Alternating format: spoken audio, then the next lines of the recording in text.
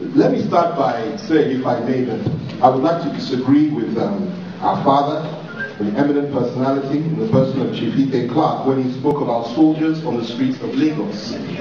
There is a distinction between putting soldiers on the streets of the Niger Delta cities that are burning and are being bombed, and places in the north that Boko Haram are striking and killing our people, left, right, and center, and putting soldiers on the streets in Lagos, where people were exercising their democratic right or...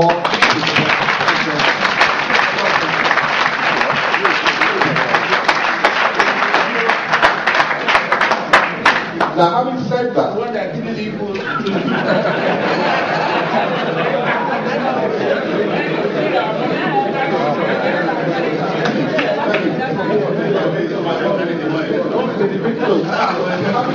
having said that, let's get to the point, because there are a number of issues that we really do have to tackle. I'm not living in the past. I'm a student of history, but I prefer to live in the present, and I prefer to consider the future. And I'm very, very worried for the future of this country. Let those that believe we don't have a problem recognize one fact. There were 3 amalgamations that were established by the British, our colonial masters. Just 3 major amalgamations of incompatibles and ethnic nationalities.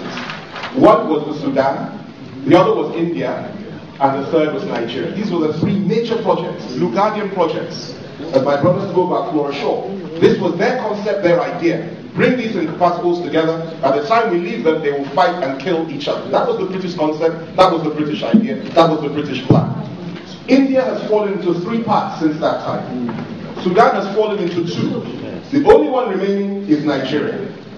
I want to say that I reiterate my faith in the Nigerian Federation. I believe in Nigeria. I love Nigeria.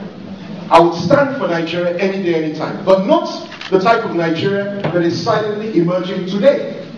And the type of Nigeria we have today is a situation whereby, and for some time, I might add, whereby some people believe that they are more equal than others.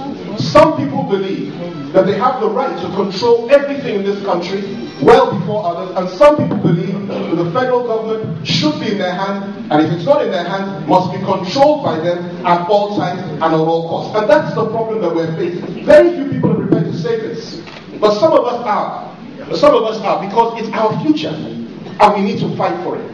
I want to acknowledge the fact that if we do not have a national conference in this country, and I speak of a sovereign national conference, not a national conference, a sovereign national conference, whose findings and whose resolutions are binding on the government of the day, if we do not have that, where every single ethnic nationality can be brought together, no matter how big, no matter how small, on the basis of equality, equality of representation, equality of religious faith, and equality of personality and tribe, if we don't have that, your Nigeria is finished. That is the truth. We don't want that. But we pray that those in power, and those that have been in the corridors of power for years, and that are still in the corridors of power, will recognize the fact that there is no suggestion, there is no belief, there is no philosophy that says everything must remain as it is forever. Everything changes. We have taken our unity for granted. We want to get our unity back. We need to sit and talk. We need to iron out the issues. I live in Abuja. I've lived in the north for 10 years. Yesterday I went to church. People were being searched as they entered churches. Yes. Cars were being searched. I mean, it's unbelievable. In Nigeria in 2012, this is something that cannot go on. On a final word, because I'm sure 3 minutes is up. Just very quick one, please. Let me just say this. The threat of Boko Haram. It's not an academic issue anymore. It's not something we should just be discussing at conferences anymore. People are being killed night and day.